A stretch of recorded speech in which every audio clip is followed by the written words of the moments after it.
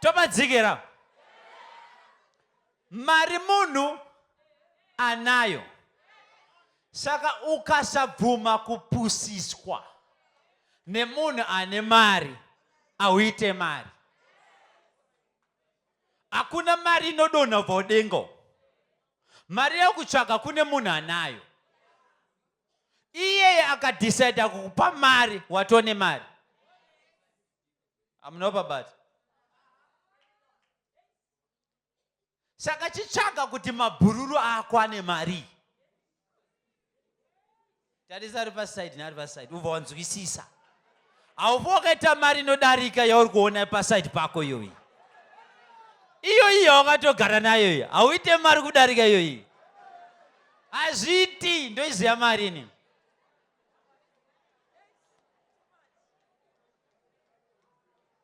Saka utsvaga mari, usatsvage cash. Usatsvage zigi. Tsvaga mbinga.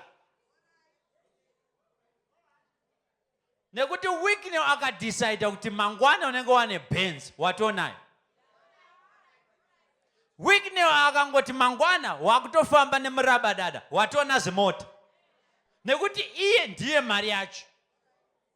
Saka ukasapusiswa na wiki neo hauite mari. Makamunzwa mapfumo, anzi uya tiupe $500,000. Unobva urombe. Ndawaramba kupusiswa nemunhu ane mari. Saka iwewo pusiswa kuti upusise. Haugone kupusisa kana usina kupusiswa. Uko hakuchazi kupusa, kupusungwara. Kwekuziva kuti ndakatambire pane vane millions. Change yavo handeshayo 100,000 yekutanga business. Change yangu inogona kuchinja upenyu wavo. Ndobvumidzwa here. Ndakapfeka suti ye $28,000. Gucci baba. 20 ndinenge ndajamba malevels. Ndakapfeka watch ye $345,000.